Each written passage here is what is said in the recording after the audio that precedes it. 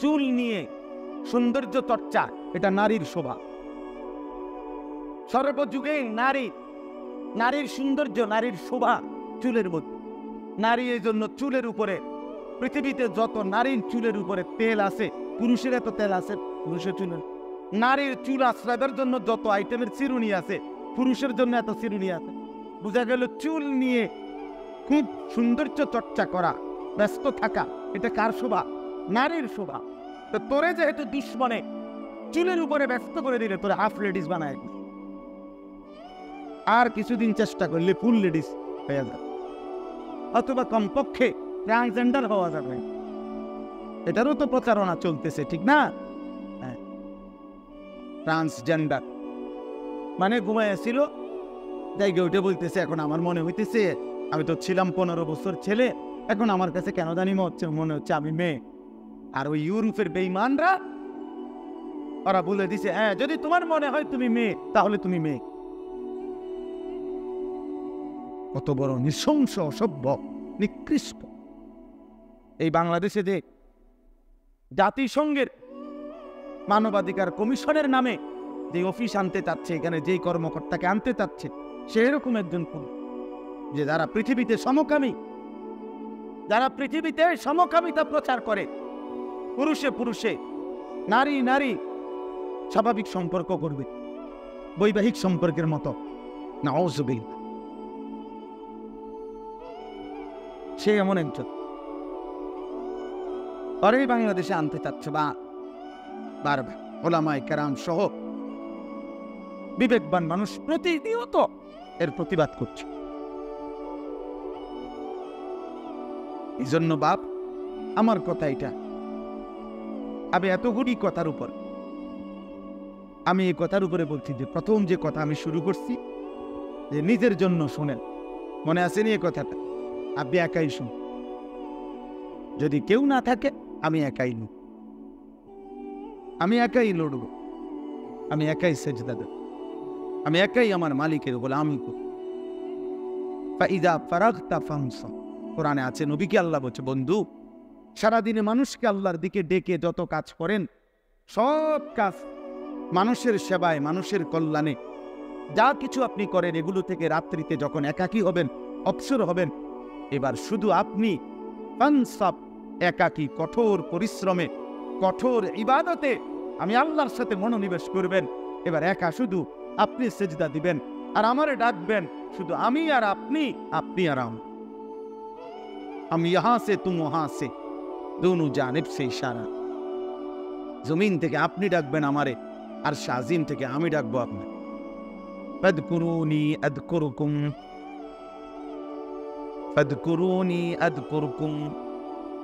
আল্লাহ বলে, তুমি আমারে ডাকো, আমি তোমারে ডাকবো। জমিন থেকে বান্দা বলে আল্লাহ, বান্দা আল্লাহ রাব্বুল আলামিন বলবে, আর শাজিম থেকে বলো না বান্দা। এজন্য আল্লাহ তাআলা কোরআনে বলছে, ইউহিব্বুহুম ওয়া ইউহিব্বুনা, আমার জমিনে এমন বান্দা থাকবেই সর্বদা। এই পৃথিবীর যে কেউ মন চায় আমার দিন যদি ত্যাগ করে, আল্লাহ কোরআনে বলছে সূরা মায়েদার মধ্যে, কোনো অসুবিধা নাই বান্দা, যার মন চায় ছেড়ে দাও, কোনো অসুবিধা নাই, কিন্তু মনে রেখো এমন বান্দা আমি আল্লাহ নিজ দায়িত্বে এই জমিনে রাখবই, এমন মোমেন ইউহিব্বুহুম ওয়া ইউহিব্বুনা, যারা আমাকে ভালোবাসে, আমি যাদেরকে ভালোবাসি, এমন বান্দা থাকবে। তোমার মতো আঙ্গাল কাঙ্গালের লাগিয়া আমার দিন আটকাবে, তোমার মতো বেটাদের জন্য আটকাবে।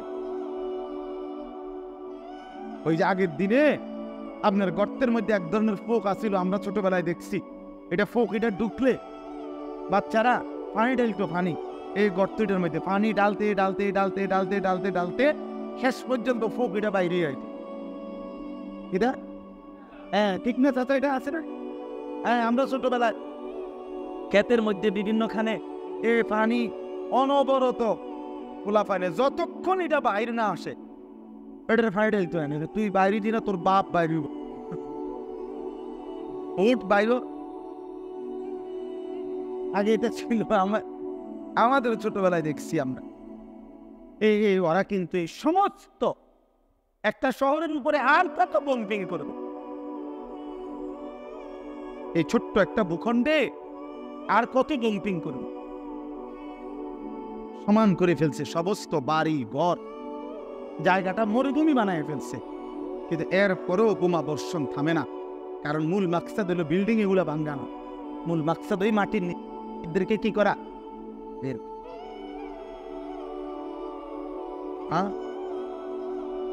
এজন্য প্রিয় ভাই, মুমিন একজনই সত্যিকার অর্থে যে আল্লাহকে ভালোবাসে, আল্লাহ যাকে ভালোবাসে, এমন বান্দা, এমন মুমিন পৃথিবীতে ছিল, আছে, থাকবে। বদরের সেই মুজাহিদ যদি থাকে, বদরের যুদ্ধে যদি সেই আল্লাহর জন্য জান দেওয়ার চেতনাওয়ালা ইমানদার থাকে, তো আজকের এই দিনে এই ঘন্টা তো আছে, আগামী দিনেও থাকবে। দেখার বিষয় হলো তুমি কিংবা আমি আল্লাহর জন্য আল্লাহর দ্বীনের জন্য কাজে লাগলাম কিনা। এটা আমার সফলতা, তুমি লাগলে তোমার সফলতা, যে লাগেন তার সফলতা, তার সফল। আপনি ছেড়ে দেন, কোনো অসুবিধা। 1450 বছর ভিতরে পৃথিবীতে কোন দেশে ইসলাম আজ পর্যন্ত অপরিচিত হয় নাই, হইছে? মানে বুঝেন নাই কথাটা। পৃথিবীতে আল্লাহর এই জমিনে আজ পর্যন্ত 1000 কোটি জুলুম নির্যাতনের পরেও পৃথিবীর কোন দেশে, কোন অঞ্চলে ইসলাম চেনে না, ইসলাম জানে না, ইসলামের শব্দটি শুনে নাই, পৃথিবীতে এমন জনগোষ্ঠী নাই। অথচ কাফের বেশি। 800 কোটি যদি মানুষ হয় তো 600 কোটি কাফের, 200 কোটি না মুসলমান, ধরে নিলাম, কম বেশ তো হবে। কিন্তু কথার কথায় তাহলে 600 কোটি কাফের দিবানিশি ষড়যন্ত্র করতেছে। আবার এই 200 কোটি মুসলমানের মধ্যেও তো মুনাফিক আছে, 200 কোটি মুসলমানের মধ্যে তো নাস্তিক আছে, 200 কোটি মুসলমানের মধ্যে মুরতাদ আছে, 200 কোটি মুসলমানের মধ্যে ইয়াহুদীদের কাছে সব বিক্রি করে দিছে নিজের ইমান, এমন আছে না নাফরমান? এরাও তো, এই ঘরের শত্রুগুলাও তো ষড়যন্ত্র করছে। কিন্তু কি হয়েছে এতে? এতে কোথায়, পৃথিবীর কোন জায়গায় ইসলাম হারিয়ে গেছে বলেন?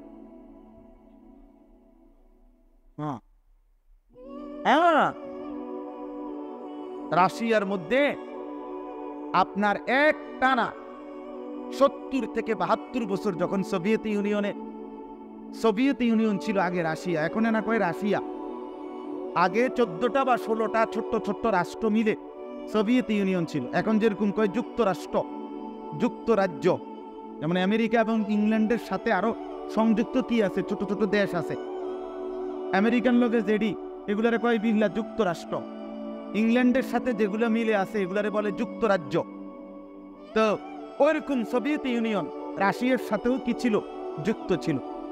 এই 72-70 বছরে এক টানা সোভিয়েত ইউনিয়ন যখন ছিল, কার্ল মার্কস, লেনিন, মাও সেতুংদের আমলে, তখন তাদের ঘোষণা ছিল মাটির উপরে মুসলমানের এক বিন্দু কোনো চিহ্ন থাকতে পারবে না।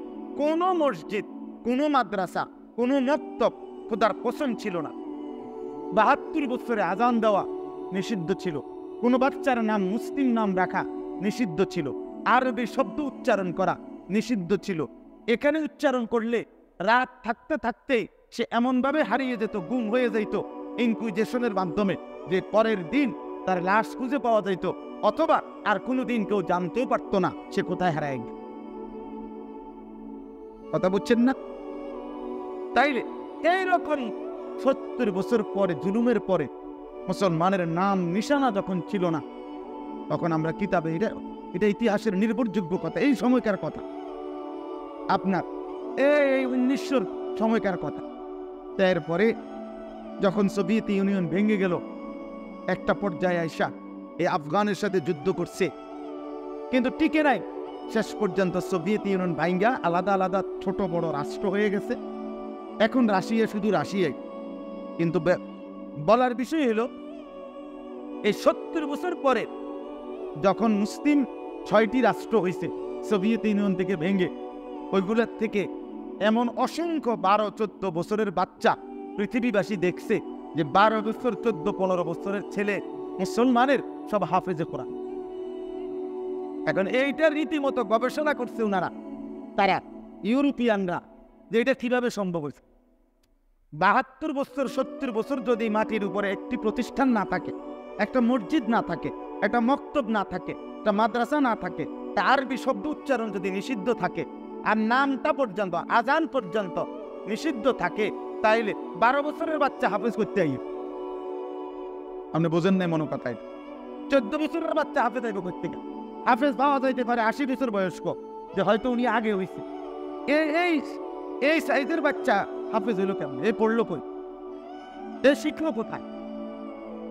কসম আল্লাহর কিতাবে, ইতিহাসের কিতাবে আছে, মুসলমান সেই সময় মাটির নিচে নিজ বাড়ি ঘরে আলাদা আরেকটা গর্ত করে গভীর, এরপরে ওইখানে নিজেদের বাচ্চা কোরআনের হাফেজকে রাইকা, উস্তাদ মাটির নিচে রাইকা, পৃথিবীবাসী টেরও পায় নাই, নিজের মাটির তলে রাইখাই সন্তানকে আল্লাহর কোরআনের হাফেজ বানাইছে।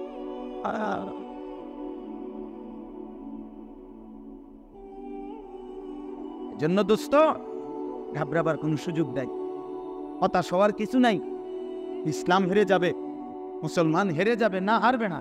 আমেরিকা হেরে যাবে ইনশাআল্লাহ, ইসরায়েল হেরে যাবে ইনশাআল্লাহ। একদিন ভোরে শুনবেন, একদিন সকালের সূর্য উঠবে, শুনবেন ফিলিস্তিনে পতাকা উঠছে, গাজায় মুসলমানের পতাকা উঠছে। ইনশাআল্লাহ বিজয় মুসলমানেরই হবে।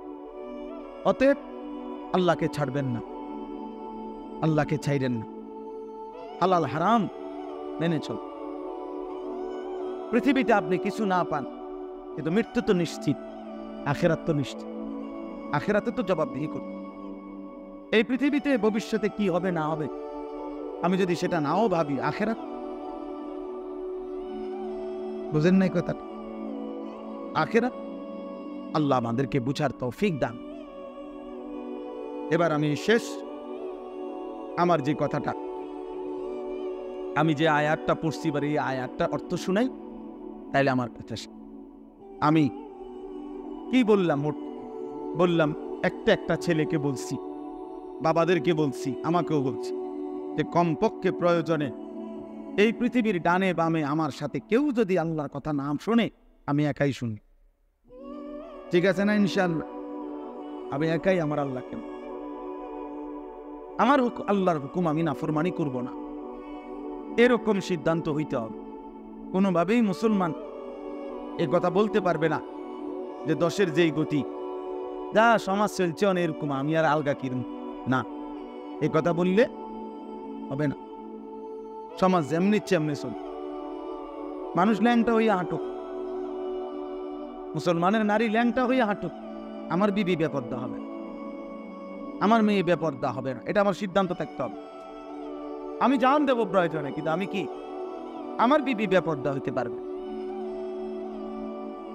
আমি আর কাউকে না পারলাম, আমার বিবিকে আমি নিয়ন্ত্রণে রাখলাম, আমার ছেলেটাকে, আমার মেয়েটাকে আমি নিয়ন্ত্রণে। এবার যদি দেখি যে তাগরও পারলাম না, তো ঠিক আছে, তারাও ছেড়ে দিলাম। আমি নিজে তো কমপক্ষে আল্লাহর দ্বীনের উপরে থাকি। নূহ আলাইহিস সালাম 1000 চেষ্টা করার পরেও শেষ পর্যন্ত ছেলেটাকে ছেড়ে দিতে হয়েছে না? কথা বলে না? ওই যে কেনানকে ছেড়ে দিতে হয়েছে কিনা? রাসূলুল্লাহ সাল্লাল্লাহু আলাইহি সাল্লাম 1000 লক্ষ চেষ্টা করেও শেষ পর্যন্ত চাচা আবু তালিবকে ছেড়ে দিতে হয়েছে কিনা?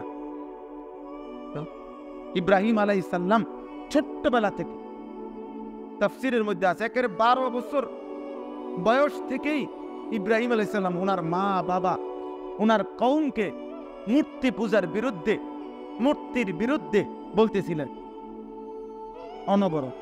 আমরা তাফসীরের মধ্যে পড়ছি, ইব্রাহিম আলাইহিস সালামের আব্বা ছোট ছোট মূর্তি, মানে মূর্তি বেচতেন বাজারে, বড় মূর্তি, ছোট মূর্তি, খেলনা মূর্তি, এগুলো বিক্রি করতেন।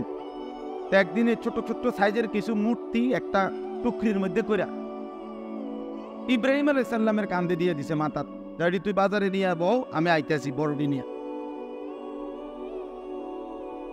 হ্যাঁ, আমি নিজে তাফসীর করি। পরে ইব্রাহিম আলাইহিস সালাম একটু সামনে গিয়া মাথার থেকে এগুলা নামাইছে, নামাইয়া বসছে, বসে মূর্তিটারে হাতে নিয়ে নিজে নিজেই বলতেছে, তোমরা তো আমাদের আব্বা বলছে তোমরা নাকি আমাকে দেবতা, আমাকে তো তুমি তোমার কাজ কি, তুমি কি করো, কই থেকে আসলা, এই মূর্তিটারে জিগাইতেছে। এবার অনেকক্ষণ জিজ্ঞাসা করে এই তো বে তো মাতেও না মতেও না, ঠিক না? তো ইব্রাহিম আলাইহিস সালাম বলতেছে যে ইন্নালিল্লাহ, তুমি যদি আমার সাথেই কথা উত্তর না দাও, কাস্টমার জিগাইলে তো কিচ্ছুই কইতে না, মানে কাস্টমারও তো হয়তো জিগাই কিছু হয়তো তোর কথাই কইতে পারে না, পুরা টুকরি সহ ওরা সহ পানি ফালাইয়া বাইতে। মারা এসে বলছে, মা এগুলা কথা কয় না, ঢালাই দিয়ে কোরআন শরীফ আছে, কোরআনুল কারীমও আছে, ইয়া আবাতি লিমা তা'বুদু মা লা ইয়াসমাউ ওয়া লা ইউবসিরু ওয়া লা ইউগনি আনকা শাইআ। ইব্রাহিম আলাইহিস সালাম বললেন, আব্বা এ কেমন মূর্তির পূজা করেন, মা লা ইয়াসমাউ, যে কিছুই শোনে না। এত কথা জিজ্ঞেস করলাম, কিছুই তো শুনলো না, ওয়ালা ইউবসিরু, কিছুই দেখে না, ওয়ালা ইউগনি আনকা শাইআ, এক বিন্দু কোনো উপকারও তো করতে পারে না। এ কেমন মূর্তির পূজা করলেন বাপ? قال أراغب أنت عن آلهتي يا إبراهيم। ইব্রাহিম আলাইহিস সালামের আব্বা আযর বললেন, বাবা তুমি বুঝি আমার মূর্তির বিরোধিতা করছো?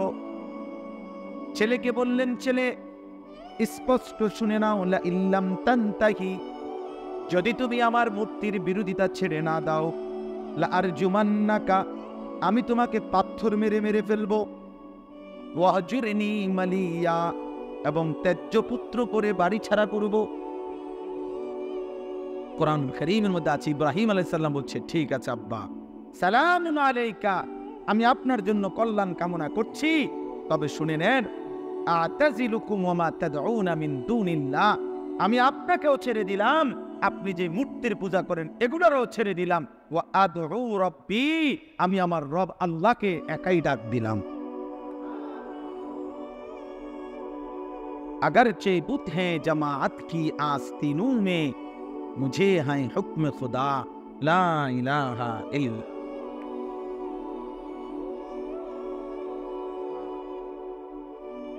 লা ইলাহা ইল্লাল্লাহ বলছে আর কি অর্থ হইল, যদি প্রত্যেকের হাতে হাতেও মূর্তি থাকে, যদি প্রত্যেকের বগলে বগলেও মূর্তি থাকে, আমাকে যদি মূর্তির স্তূপেও দাঁড় করিয়ে দেয়, আমি সেই মূর্তির স্তূপে দাঁড়িয়েও বলবো লা ইলাহা ইল্লাল্লাহ। প্রিয় ভাই, বদলাও নিজের, দুশ্মনের অনুসরণ করো না। এই চুল, চেহারা, এই লেবাস, পোশাক, শরীর, স্বাস্থ্য আল্লাহর দেওয়া, লেবাসও আল্লাহর দেওয়া, এই পোশাক আল্লাহর দেওয়া। কোরআন শরীফ আছে, ইয়া বনি আদমা قد أنزلنا عليكم لباسا, আল্লাহ বলছে, হে বনি আদম, আমি আল্লাহ তোমাদের উপরে পোশাক নাজিল করেছি। এর প্রতিটা সুতা আল্লাহর দেওয়া, আল্লাহর দেওয়া না, কথা বলেন না কেন? এই কাপড়গুলো যেখান থেকে উৎপন্ন হয়, যেভাবে এর মূল উপাদান আল্লাহর দেওয়া কিনা, তো তাইলে ওয়ানসালনাল হাদিদ, এই পৃথিবীর সমস্ত পার্ট, যন্ত্রপাতি, মেশিনারি, আধুনিকতার যত সরঞ্জামাদি, সবকিছুর মূল একটা উপাদান লোহা। আল্লাহ বলেন, সেই লোহা আমি নাজিল, ওয়ানসালনাল হাদিদ, আমি নাজিল করছি লোহা। অতএব সমস্ত কিছু বা আল্লাহর দান, কেন আল্লাহকে নাফরমানি করব? তো সর্বশেষ কথা শুনেন, এই আয়াতটা 26 নম্বর পারা, 49 নম্বর সূরা, সূরা হুজরাতের 13 নম্বর আয়াত। এই আয়াতটা একটা ছোট্ট কথা শুধু, রাসূলুল্লাহ সাল্লাল্লাহু আলাইহি ওয়াসাল্লামের একজন বিখ্যাত সাহাবীর নাম হলো হযরতে বেলাল রাদিয়াল্লাহু তাআলা আনহু। আমরা সবাই উনার নাম জানি। এই বেলাল রাদিয়াল্লাহু তাআলা আনহু তিনি ছিলেন ইথিওপিয়া, আবিসিনিয়া, অর্থাৎ উনি মক্কা মদিনার মানুষ না। তিনি ছিলেন কালো বংশীয় হাবাসার মানুষ। এখনকার মানচিত্রে যেটারে বলে ইথিওপিয়া, আগে বলতো হাবাসা, হাবশা, আবিসিনিয়া, এরকম বল। উনি ওই অঞ্চলের মানুষ, আফ্রিকা অঞ্চলের মানুষ। এই বেলালের ইথিওপিয়ার মুসলমান আমি হজ উমরায় দেখছি, কথা বলছি, মুসাফা করছি। কালো একদম, হাসি দিলে দাঁত এগুলা দেখলে এত সুন্দর, এত চমৎকার, মনে হয় যেন কালো মানুষের মাঝখান দিয়ে একটা মুক্তা বাইরছে, এমন সুন্দর লাগে ইথিওপিয়া। তো এই বেলাল রাদিয়াল্লাহু তাআলা আনহু, হযরত আবু বকর সিদ্দিক রাদিয়াল্লাহু তাআলা আনহু উনাকে গোলামি থেকে কিনে আজাদ করে দিয়েছিলেন ইসলামের প্রথম দিকে। অনেক ঘটনা আপনারা জানেন, বেলালের উপরে যেই জুলুম নির্যাতন হয়েছিল না, বুকে পাথর চাপা দিয়ে রাখছিল উমাইয়া ইবনে খালফ, মক্কার কুরাইশ কাফিরদের সর্দার অন্যতম একজন। তো এই বেলাল রাদিয়াল্লাহু তাআলা আনহু ছিলেন রাসূলুল্লাহ সাল্লাল্লাহু আলাইহি ওয়াসাল্লামের একান্ত আস্থাভাজন একজন সাহাবী, প্রিয় সাহাবী। নবীজির অর্থ বিভাগের মূল জিম্মাদার ছিল এই বেলাল। রাসূলুল্লাহ সাল্লাল্লাহু আলাইহি ওয়াসাল্লামের ইসলামী খেলাফতের মূল অর্থ যা বরাদ্দ হইত, যেখানে যা দেওয়ার নবীজি বরাদ্দ দিতেন, এগুলো বন্টন করার পুরা দায়িত্বটা ছিল এই বেলালের। হযরতে বেলাল বন্টন করতেন আর ইসলামী রাষ্ট্রের যত খাদ্য ভাণ্ডার এবং অর্থ ভাণ্ডার। একদিন বন্টন করতে করতে সব দিয়ে ফেলছে, নবীজির জন্য, নিজের জন্য কিছুই রাখে নাই। তো হযরত বেলাল বললেন, ইয়া রাসূলুল্লাহ, নিজের জন্য কি কিছুই রাখবেন না? আল্লাহর নবী সাল্লাল্লাহু আলাইহি সাল্লাম বললেন, আনফিক ইয়া বেলাল, হে বেলাল, খরচ করতে থাকো। ওয়ালা তাখশা মিন জিল আরশে ইকলাল, আরশের ওই মালিক থেকে কমে যাওয়ার ভয় করো না। বেলাল, বেলাল বহুত মজাদার নাম। বেলাল, বেলালে, এই শব্দের মধ্যেই অনেক মজা আছে, এই নামের মধ্যেই অনেক কোরবানি, অনেক ইতিহাস, অনেক ত্যাগ, অনেক রক্ত মাখা। তো হযরতে বেলাল, রাসূলুল্লাহ সাল্লাল্লাহু আলাইহি ওয়াসাল্লাম যখন মদিনায় হিজরত করে গেছেন, হিজরত করে যাওয়ার পরে যখন সাহাবায়ে কেরামের সাথে পরামর্শে বসছেন যে মানুষদেরকে নামাজের জন্য ডাকার কিভাবে হইতে পারে পদ্ধতি, বিভিন্ন সাহাবী বিভিন্ন পরামর্শ দিচ্ছেন, মানে আমি খুব সংক্ষেপে বলতেছি। তো ওই দিনের জন্য নবীজি পরামর্শ মুলতবি করে বলছে, আচ্ছা ঠিক আছে, অনেক মশওয়ারা আসছে, পরে ফয়সালা হবে, এখন যাও সবাই। রাত্রিবেলা সবাই যার যার ঘরে গেছে। একজন সাহাবী আব্দুল্লাহ ইবনে যায়েদ ইবনে আব্দে রব্বিহি রাদিয়াল্লাহু তাআলা আনহু রাত্রিবেলা স্বপ্নে দেখছে দুইজন ফেরেশতা উনাকে আজানের এই বাক্যগুলো শিখায়া দিয়েছে যে এগুলো দিয়ে তুমি মানুষকে ডাকো। সকালবেলা ফজরের ওয়াক্তে আল্লাহর নবী সাল্লাল্লাহু আলাইহি সাল্লামের কাছে এই সাহাবী আব্দুল্লাহ ইবনে যায়েদ ইবনে আব্দে রব্বিহি নবীজির কাছে শুনাইছেন, ইয়া রাসূলুল্লাহ, আমি এমনি এমনি এই বাক্যগুলো স্বপ্নের মাধ্যমে পেয়েছি, আমাকে দুইজন ফেরেশতা শিখাইছেন মানুষকে ডাকার জন্য। আল্লাহর নবী বললেন, সাদাকা।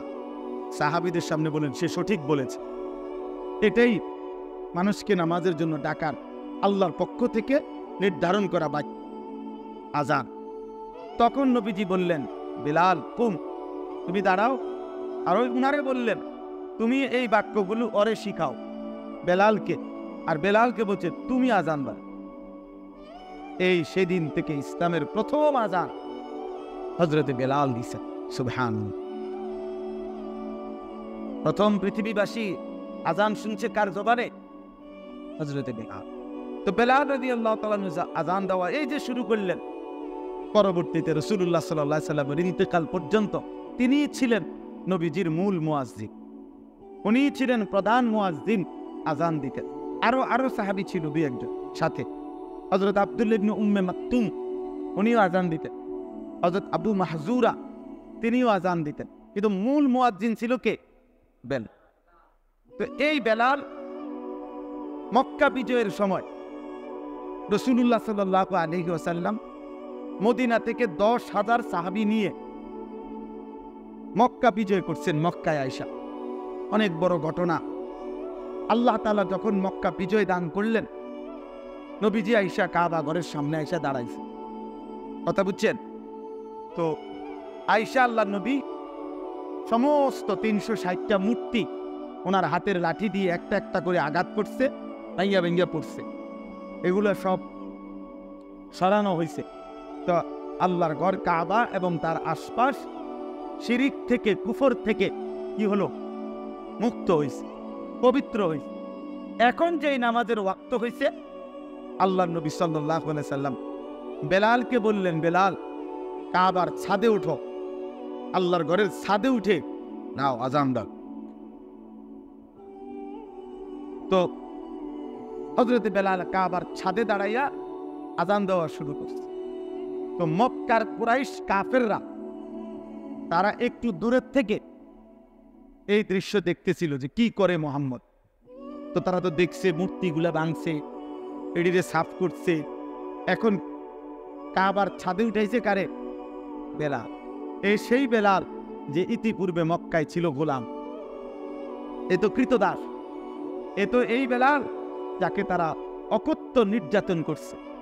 আজকে সেই বেলাল কই উঠে গেছে? কাবার ছাদে। গোলাম আজ কতটা উঁচা মর্যাদায় আসীন হয়ে গেছে। তখন এই কুরাইশরা দূরের থেকে দাঁড়াইয়া, কাফেররা নিজেদের কপালের মধ্যে হাত দিয়া আফসোস করতেছিল আর বলতেছিল, হায় মুহাম্মদ, কাবা দখল করে তুমি কাবার এত বড় বেইজ্জতি করলা, এক গোলামকে কাবার ছাদে উঠাই দিলা। এটা তো কাবার বেইজ্জতি, কাবার অপমান। সেটা একটা গোলাম। কথা বুঝছেন? আর তারা বলতে লাগছে, নিজেদের বাপ দাদার নাম উল্লেখ করছে, নিজে নিজে দাদার নাম বাপের নাম বলে, যে দাদা আপনি কবরে গিয়া শান্তিতেই আছেন, এত বড় বেইজ্জতি দেখতে এলো না। বুঝেন নাই কথাটা? আমরা যেই বেইজ্জতি দেখলাম, আপনি দেখতে হলো না বাপ, আপনি মইরা শান্তিতে আছেন, এত বড় অপমান যদি আপনি দেখতেন দুপুর 2টার পরে দৌড়টা, বুঝেন নাই? গত বছরের দৌড়টা যদি দেখতো আব্বাই, কি কষ্টটা পাইল না। আব্বার জিয়ে না দৌড়টা দিছে, কিন্তু আব্বাই তো দেখছে না। বুঝলেন কথা? আব্বাই যদি দেখতো কি দৌড়টা দিল। তো এরা এদের বাপ দাদার নাম বলে এরকম আফসোস করতে লাগছে। তখন তারা বংশকে, গোত্রকে বড় মনে করছে যে আমরা কুরাইশ আর সে একটা গোলাম।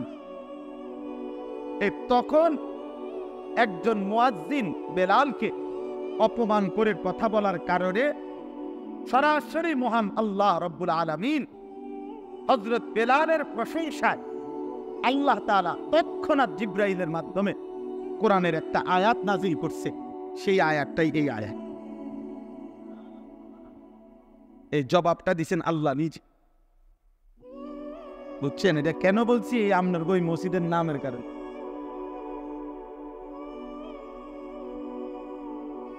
ইয়া আইয়ুহান নাস, হে মানুষ, ইন্না খালাকনাকুম মিন যাকারিন ওয়া উনসা।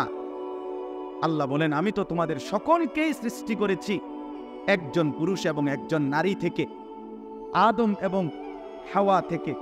তাহলে মাতবুরি করো কিত্তা, শেষ পর্যন্ত পিছনে গেলে গোলাম এবং মনিব, পয়সাওয়ালা এবং মানে গরিব, সবার মূল তো মিলবে গিয়া আদম এবং হাওয়ার সাথেই।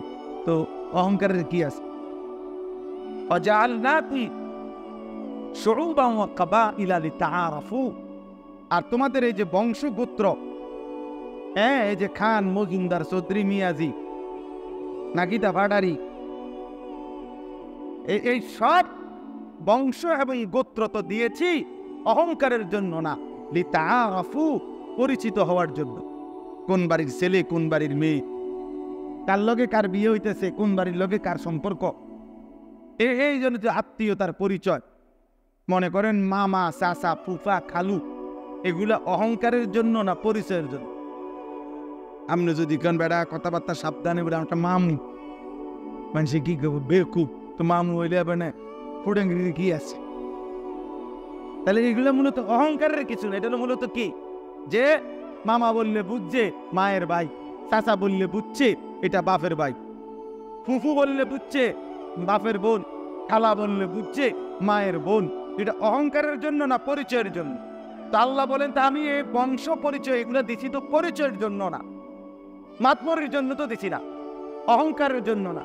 তো তুমি কুরাইশ আর সে গোলাম, তো এখানে অহংকার করছো কেন? তোমার পূর্বপুরুষ আদম হাওয়া, বেলালের পূর্বপুরুষ তো আদম হাওয়া। অতএব বংশ কিংবা গোত্র দিয়ে মর্যাদা হয় না, তার ছাদে উঠানো হয়েছে। ইন্নাল্লাহা আলিমুন খাবীর, নিশ্চয়ই আল্লাহ হচ্ছেন যিনি সব জানেন, সকল খবর রাখেন। অতএব বাপ, এই শেষ কথা আমার, এটা আবারও বললাম, মূলত আমাদের টাকা পয়সা, আমাদের বাড়ি বিল্ডিং, আমাদের এর ভিত্তিতে আমাদের মর্যাদা না।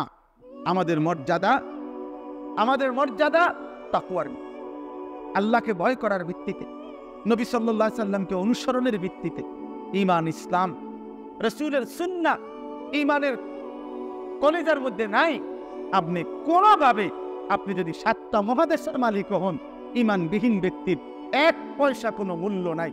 আপনার জীবনে যদি রাসূলের সুন্নাত নাই, অনুসরণ নাই, তো আপনার মধ্যে সৌন্দর্য বলতে কিছু নাই।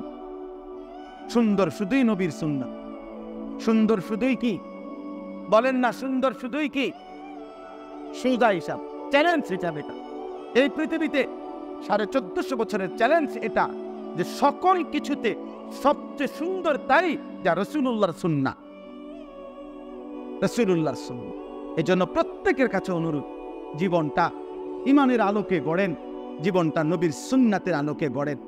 আমি ব্যক্তিগতভাবে নিজে বলতেও চেষ্টা করি, আমার বাংলাদেশের 2 জন বড় বুজুর্গ, একজন ঢাকা গাজীপুর কাপাসিয়ার অধ্যক্ষ মিজানুর রহমান চৌধুরী, বাংলাদেশের একজন বড় আল্লাহওয়ালা বুজুর্গ, আলেমে দ্বীন, জ্ঞানী মানুষ, জেনারেল লাইনেও শিক্ষিত, ইসলামী লাইনেও অনেক উচ্চ শিক্ষিত আল্লাহওয়ালা, অনেক বড় বড় আলেম, উনার হাতে মুরিদ, উনার ভক্ত অনুসারী।